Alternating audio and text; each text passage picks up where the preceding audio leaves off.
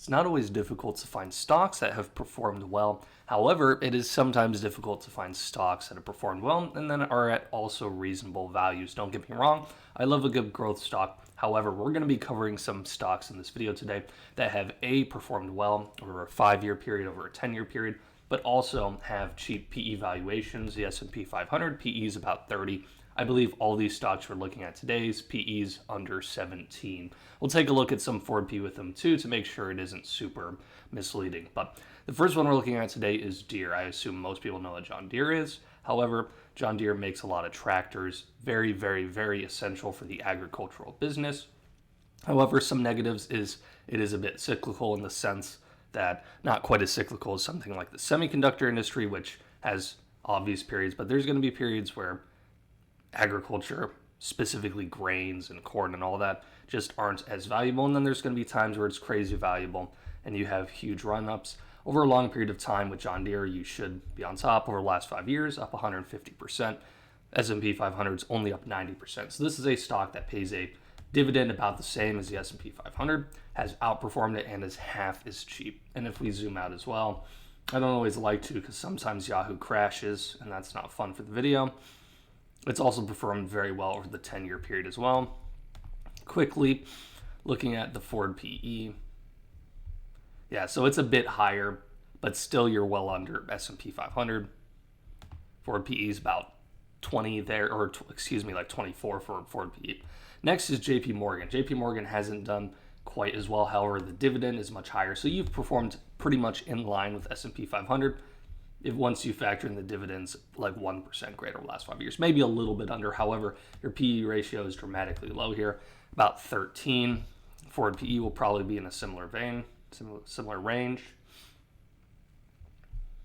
Yeah, 13. So you're a little bit higher there, but it's really, really pretty cheap. However, one thing you do have to factor in for financial institutions is the fact that a lot of them are just generally cheaper. Even something like Morgan Stanley, which is one of the more expensive ones, is about 20 PE.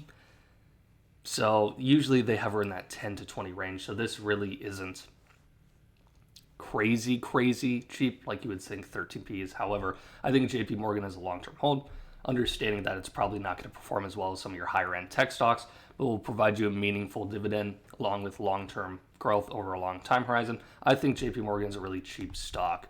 Another one, Caterpillar, I think it's a very, very good stock. It's up a bit more. It's up 145% over the last 5 years. The dividend is a bit higher, but you're also getting a PE ratio right around 16. Let's take a little bit of a look at the forward PE. Forward PE is indeed 60.5, so you're right along with it. So you're dramatically cheaper than the S&P PE and forward PE, which come in at 30 and 24. And over a long term, you've done very well. Even if you zoom out over the last decade, you've done even better. Since late 2014, you're up 360 from that. So also the S&P 500 is only up 200% over the last decade. So anything above that, right, is outperforming pretty significantly. I like Caterpillar. They aren't projecting great growth for next year, but I don't think either. If we're talking China, yeah, it's going to slow down a bit in China, but that's mostly for the most part priced in. In terms of local, like U.S. infrastructure spending, I don't think that's going to slow down. A lot of the money's already spent like a decade in advance, and neither Republicans nor Democrats, not to get too political, but don't really have any interest in not spending on infrastructure, at least today. So that's where we're at. I really like Caterpillar as a long-term hold. They should keep doing well. And they, like I said, they are cheap. STM is the only one on the list that over a 5-year period really hasn't performed too well. Although if you look at peaks, and you bought at valleys, or even like 2020 to 2021, you would have doubled nearly. So that's still a good performance. The dividend is pretty decent at this point. But if we zoom out and look over the last decade, this is actually a stock that has done well.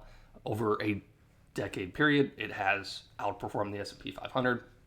It's up about 3x. S&P 500 is up about 2x. Maybe the dividend was a little bit lower, but even then you have outperformed.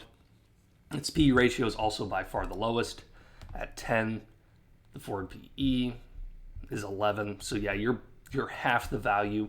you're a third of the value on the S&P 500 normal PE, and less than what you're about half on the forward PE of the S&P 500. I think STM, we're going into a not great time in terms of what they're selling, because they are in the semiconductor field. However, they're not in the AI portion of it. And believe it or not, despite the earnings from NVIDIA specifically, but let's say AMD is a better example, because they're basically maintaining or growing a little bit, but they're having their embedded and their gaming just get absolutely mauled, and they're basically just data center plus AI stuff is what's carrying them, and they're growing. So STM unfortunately doesn't have the other side, so they're just not doing well. And that's just the cyclical nature of semiconductors specifically. As a long term, this company should be fine. They have money, they're very profitable. They're just not selling as much.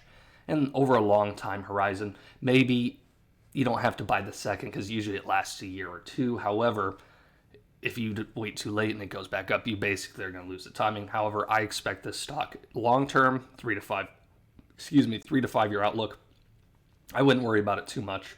And you're buying it at a price that's basically priced in that it doesn't grow. Now, if it was continue to shrink, it would still go down.